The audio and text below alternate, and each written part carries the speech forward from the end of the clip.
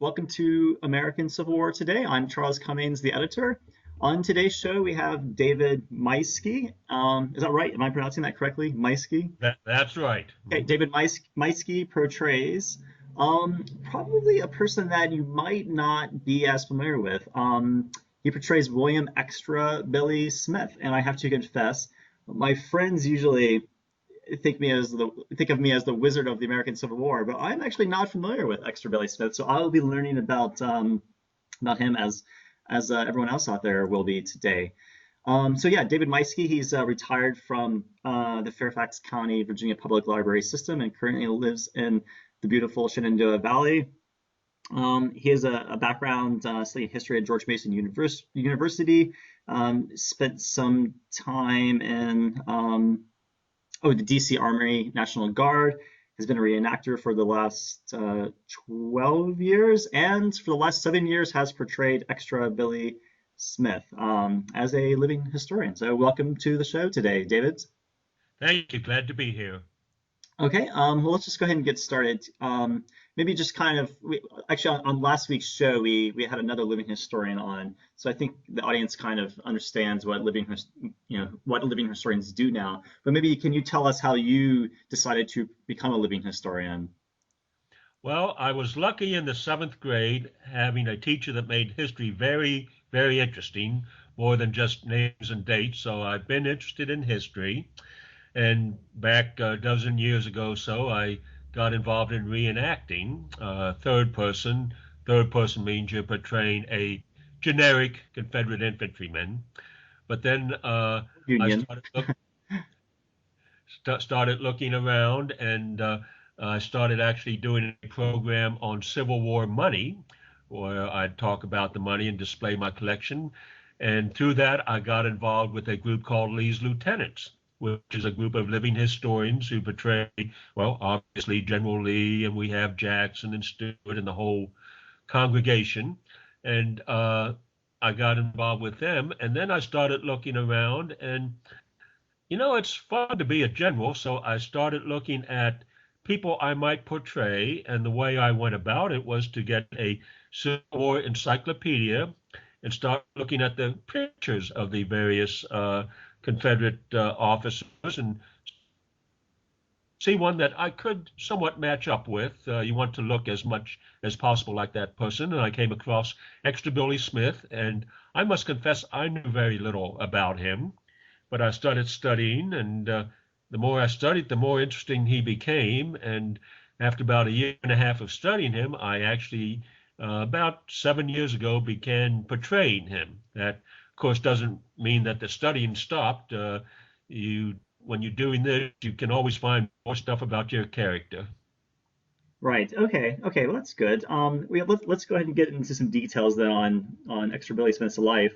So maybe just tell us a little bit about his background and specifically a lot on what his role in the American Civil War was.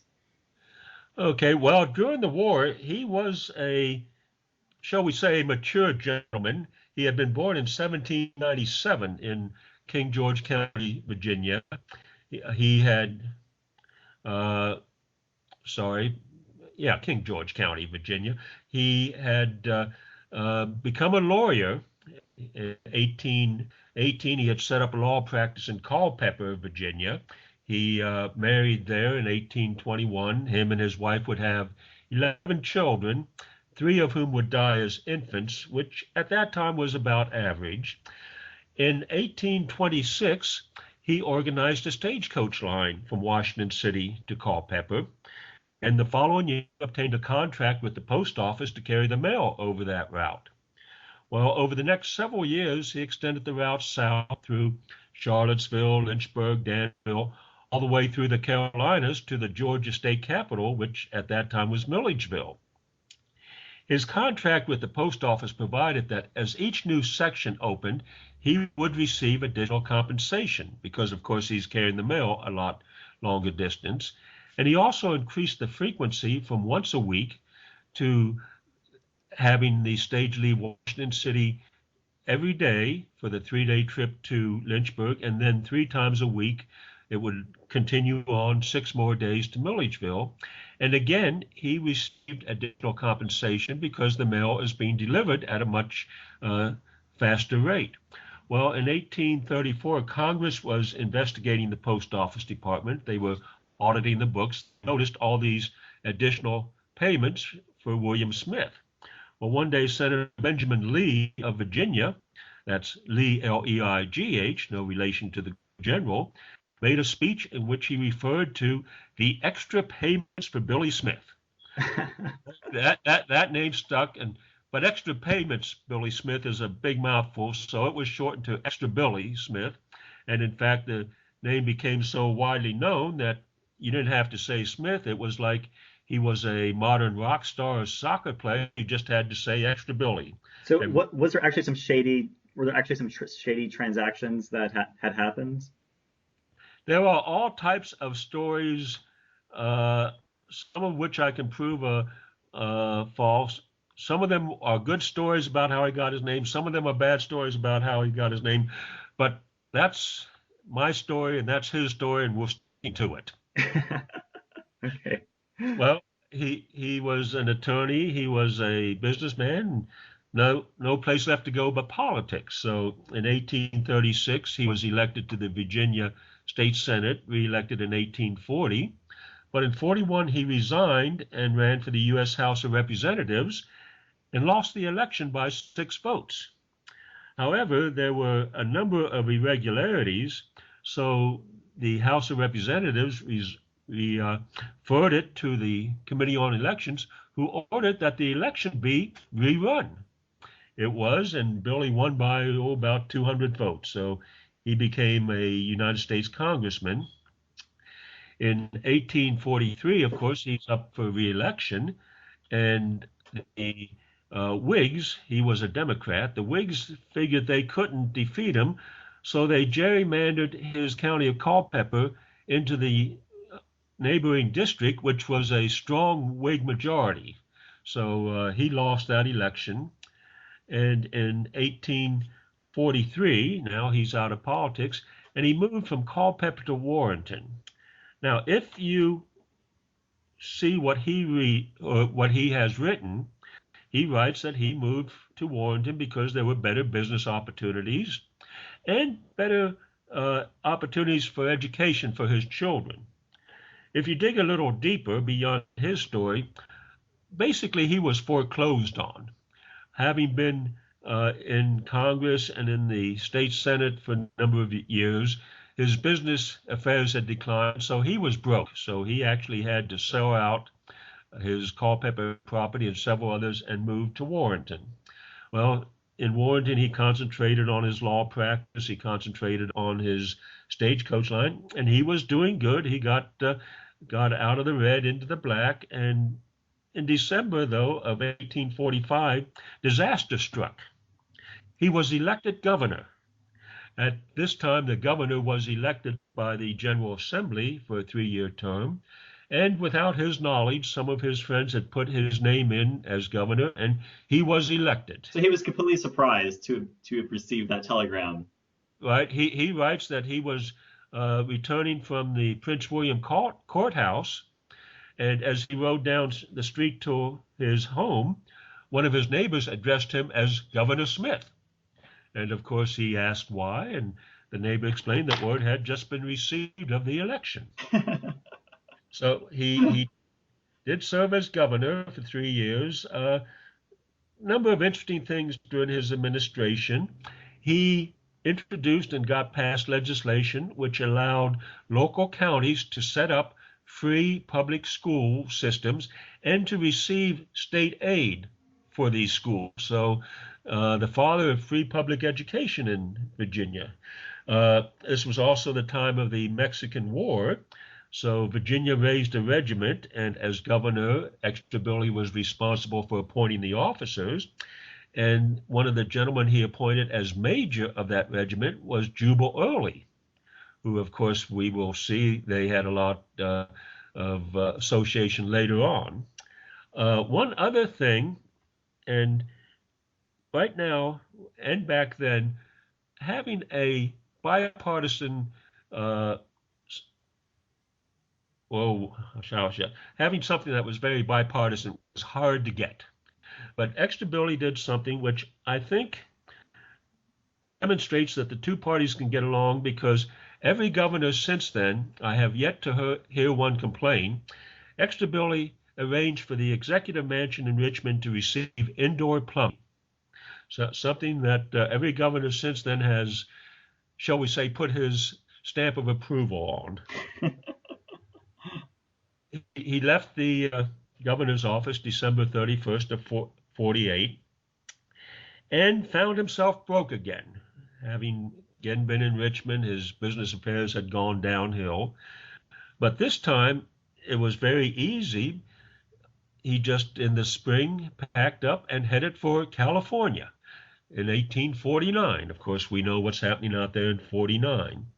The gold rush, so he heads to California. His oldest sons, William and Caleb, had already gone out to California, so Billy joined them. While he was out there, the next year, his son William was actually lost at sea near the Sandwich Islands, what we now call Hawaii, on a trading voyage to China. In 1852, in December, Extra Billy returned home. He had done quite well in California as an attorney, and also he invested a lot in real estate in San Francisco. So he made his fortune out there during the gold rush, but not from out digging gold. Before we leave California, let me just follow up a little bit on his son Caleb. Was a justice in the San Francisco Superior Court. In 1856, he went to Nicaragua, ostensibly to buy land, and while down there, he died of fever. I haven't been able to make the connection, but I'm strongly suspect that he had other things going, because this was the time when William Walker, the filibuster, had taken over the government of Nicaragua and was setting up his own government there. He was the president. So can you tell us? Okay, so filibuster has a different meaning in modern English. Can you elaborate just briefly on what filibuster meant in the mid 19th century? Basically, filibusters were people who would gather together a group of men, mercenaries, and go in and take over a country. So what had happened, Walker had gathered several hundred men, and with the support of Cornelius Vanderbilt, had gone in and taken over Nicaragua. What had happened, Nicaragua had a civil war. He came in to fight on the side of one of the guys in the Civil War. They defeated his opponent, and then he overthrew the guy he had come to help. So he's president of Nicaragua. But then he made a big mistake. He double-crossed Vanderbilt on a business deal. So all of a sudden, all the neighboring countries, Costa Rica and the others, are declaring war on Walker, and they are being financed by Vanderbilt. You didn't mess with the Commodore. So anyhow, this is when Billy's son was down there, and I strongly suspect he was involved in all that. But I can't prove it. Well, end of 52, he returned to Virginia. His finances were now in good shape. He was elected to Congress in 53 and again in 55, 57, and 59, so he would serve 4 more terms in the House till 1861. Of course, 61, the war broke out, and Billy was still a civilian at the end of May of 61 when he went to visit Fairfax Courthouse.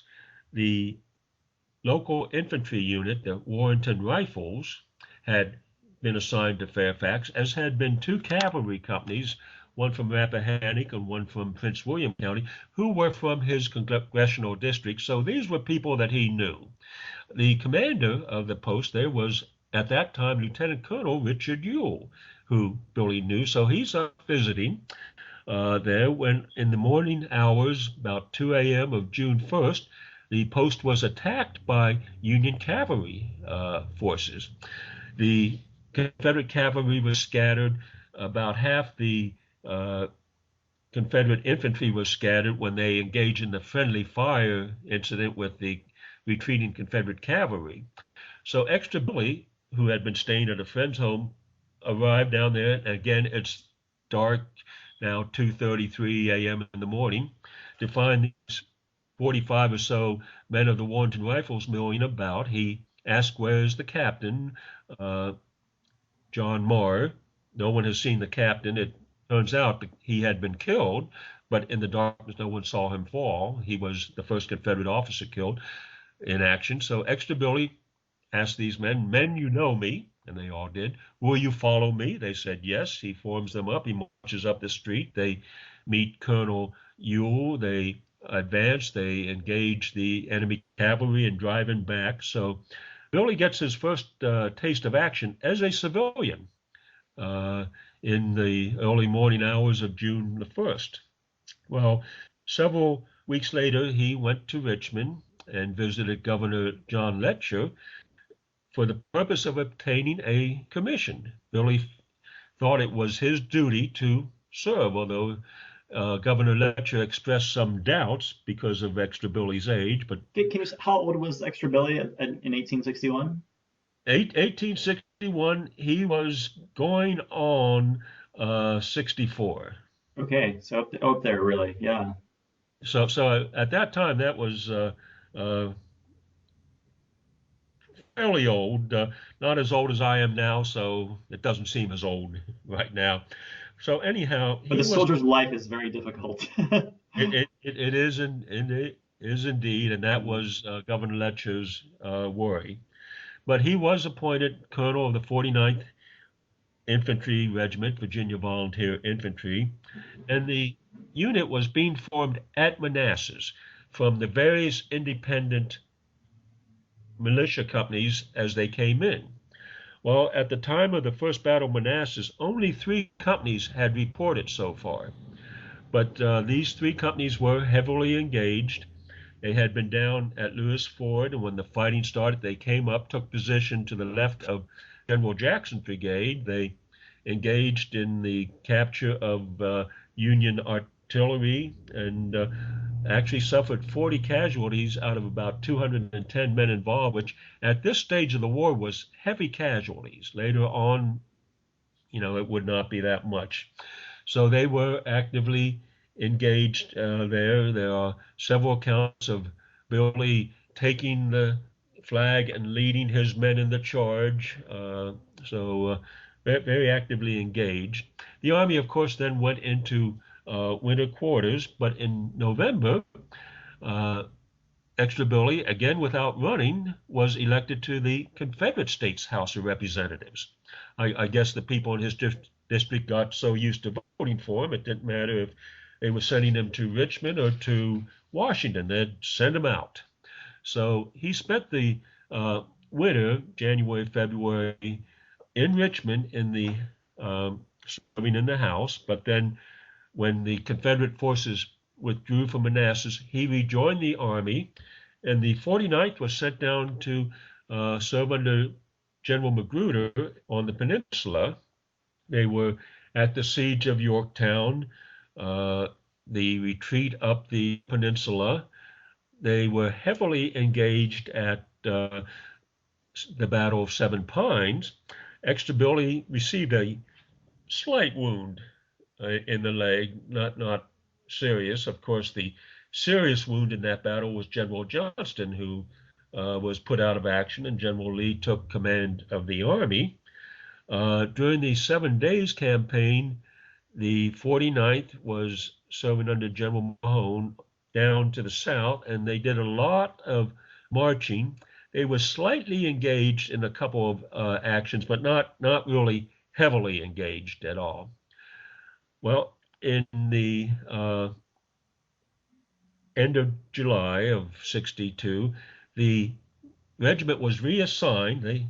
They fell in with a tough lot. They were reassigned to the brigade of General Jubal Early, same guy who Governor Smith had made a major, in General Ewell's division in Jackson's Corps. They joined them in time to participate in the Second Manassas campaign, the march all the way around the Federal Army, and they were engaged at Second Manassas. At one point, Early, whose brigade had been in reserve, was ordered to send troops to fill a hole in the Confederate line along the unfinished railroad. There were 7 regiments in the brigade. There was only room for 3 on the front line. So the 3 were put there. Early remained behind with the 4, and the 3 on the front line were under command of the senior colonel, who was Extra Billy. So now Billy is actually commanding a half a brigade in resisting the Union advances, Union attacks. After the battle, of course, the Federals withdrew to Centerville. Lee sent Jackson's corps to try to come around behind them and cut off their retreat to Washington, and this resulted in the Battle of Ox Hill. It is interesting, Extra Billy is noted there. He was ordered to bring his regiment forward. This was fought in a heavy driving rainstorm, and there are accounts of Extra Billy riding forward, leading his regiment into position, protecting himself from the rain under his blue cotton umbrella.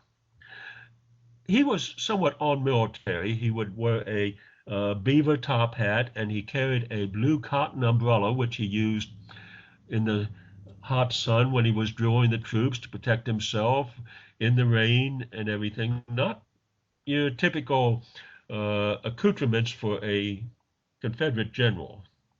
Well, following this, the Army moved north into Maryland. Extra Billy's regiment still serving with Early, so they were involved in the return to Virginia, the capture of Harper's Ferry, and then marched to join General Lee up at Sharpsburg. During the battle there, Early's brigade was on the very far left of the Confederate line, up beyond the West Woods, up near Nicodemus Hill, and they were heavily engaged. At one point, General Lawton, the division commander, he had taken over from Ewell when Ewell was wounded at Groveton, was wounded, so Early took command of the division.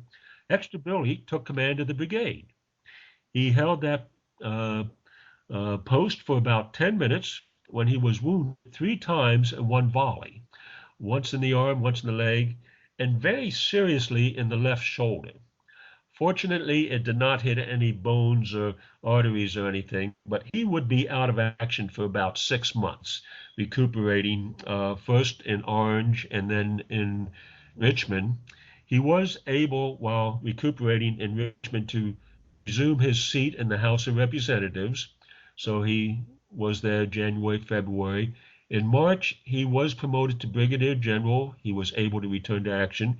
He resigned his House seat and joined the Army, taking command of what had previously been Early's brigade. Early was now a division commander. He commanded that brigade during the Chancellorsville campaign. They were engaged at 2nd Fredericksburg. As the main army was up at Chancellorsville, Early was facing the Federal Sixth Corps down at Fredericksburg. Following that, in May of '63, there were gubernatorial elections. In 1851, the Virginia Constitution had been changed to provide for popular election of the governor. So Extra Billy, again, threw his hat in the ring. He never left the Army, though. He didn't do any campaigning, but in the end of May, he was elected governor. Can you before you go on, can you comment on what was his desire? Why did he want to become governor again? I think he maybe thought that he could be of more use as governor. There's only one governor, but there were dozens of brigade commanders. So this could possibly put him in a position where he could more effectively help the war effort as governor, providing support for the Army and so on. So the term of office doesn't start till January 1st of '64. So when the Army heads north to Gettysburg, he is governor-elect, but he is still commanding his brigade. They are engaged at the Battle of Second Winchester. And interesting, Major Robert Stiles of the Confederate Artillery, in his memoirs, 4 Years Under Massa Robert, writes that during the Battle of Winchester, Billy's brigade is in reserve, They are under artillery fire, so everyone is laying down on the ground except Billy, who's standing there holding his horse. And as Stahl's artillery comes up, as each piece comes by, Billy would raise his hat.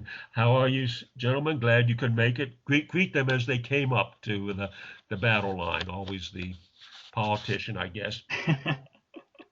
They were engaged at Gettysburg. Billy's brigade was involved basically supporting the Confederate attack on the 11th Corps on the first day. They were on picket duty out on the York Road, the first and second. Then they were sent down to support the far left flank on the Confederate Army on the attack on Culp's Hill. They were engaged down there, had counterattacked a Union force which had been attacking Johnston's division, received another attack there. The Army, of course, withdrew. When the Army got back to the Potomac River, Billy turned over command of the brigade to return to Virginia to begin what we might call a transition, get ready to take over as governor. He resigned his military commission end of December, and January 1st, 64, he was elected, or not elected, he was inaugurated as governor. In April of 65, he was governor when Richmond fell. He left the capital about 1 a.m. on April the 3rd on horseback. Everyone's trying to get on a train, and here the what is now the going on 68-year-old governor gets on horseback. He rides west. He goes through Lynchburg.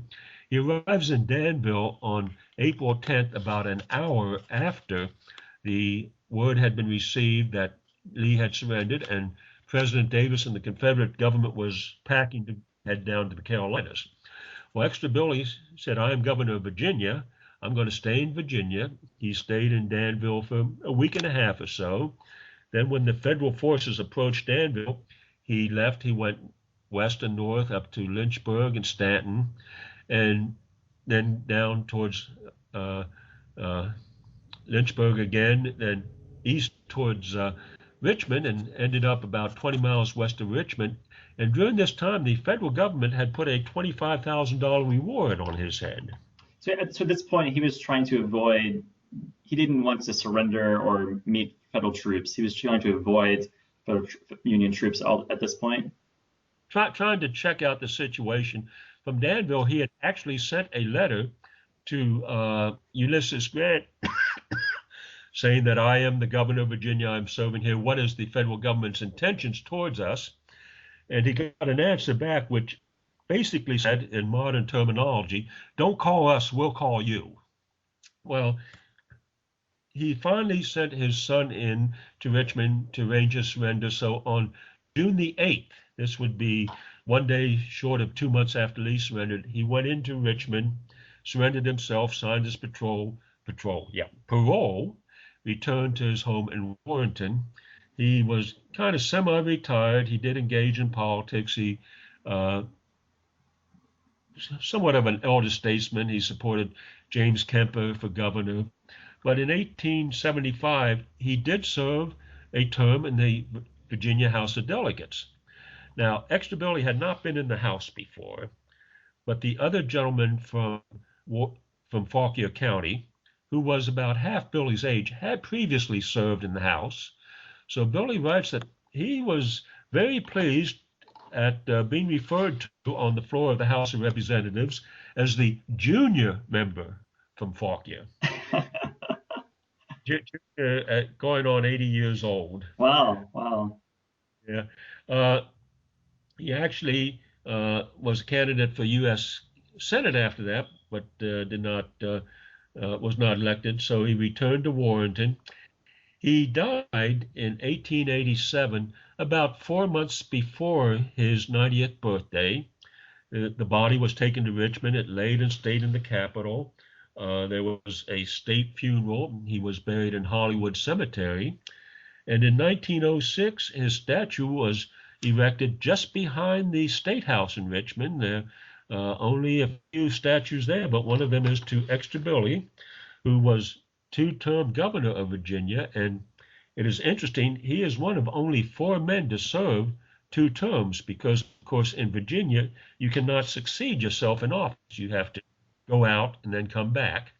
And Billy was one of 4 men to do that. The recent was in the 1960s, 70s, Miles Godwin, but the 2 that had preceded him were 2 gentlemen named James Monroe and Patrick Henry. So in good company, I think. Illustrious names, yes. Uh, if we got 2 hours, I got all types of extra Billy stories I can tell you, but you said about half an hour, and I think Well, we. how about this? Can you tell us, I mean, how did he pass away? I mean, just old age or a certain sickness? What was the Just circumstance? basically old age. May 16th, he was sitting out on his porch in the evening watching the sunset and said, I don't feel too good. They took him in, put him to bed. And, the morning of the 18th, he quietly passed away. So it's uh, 90 years, 4 wounds, traveling to California, serving in the U.S. House of Representatives. All of those things will wear a man down. Yes, yes. Well, David, thank you very much for coming on the show and talking about Extra Billy Smith. I definitely, I think for a lot of people, probably one of the more obscure people, but you talk about his history. I think the thing about the American Civil War, there are just so many famous people, and it's sometimes you kind of miss these sub but no less interesting people at the time. So that was very informative and interesting. I just want to briefly kind of mention about what you do. You do have a website. So we'll put that in the post here. And I know you do quite a lot of events. Can you just maybe comment on the kind of events you usually do? Well, Lee's Lieutenants, my group, is the living history group at a lot of the big events, Gettysburg, Sharpsburg, and so on. I do a lot of smaller events. I do school programs, both as Extra Billy and my pay the money's event, and occasionally as an infantryman in the school. I'm looking forward to next February. One of the advantages of being retired, you don't have to show up for work every day. So I'm headed to Florida, and I'm going to be doing the first 3 weeks in February in Florida at different events. Then I'm going to Aiken, South Carolina, the last weekend in February. I'm going to Fort Anderson, North Carolina, the next weekend, getting up here in time for things like the Long Road Home. This is a program Lee's Lieutenants does at Clover Hill Village in Appomattox. Of course, we have the 150th Gettysburg coming up. Again, we are the living history group there, and all the various other events throughout the year. We've done an event at the Manassas Museum the last 2 years for first Manassas and then second Manassas, and they are planning on making that a permanent feature at the end of August. So we have the big events, but then I do a lot of the smaller events too. So I retired at the end of June, and this is, I think, the 3rd weekend since then when I do not have anything going on. So I managed Okay. to keep busy. On your website, I think you keep an updated list of your events. Is that right? I do indeed, and that is www.extrabillysmith.com. Great, and we'll put a link to that in the post as well. So thanks again for coming on the show. I'm sure I'll see you at some of these events. I don't get to make it to all of them because of my schedule, but I try to at least do a few a year. So I'll see you at one of them in the future, definitely. Looking forward to it. Okay, David, have a great day. And you.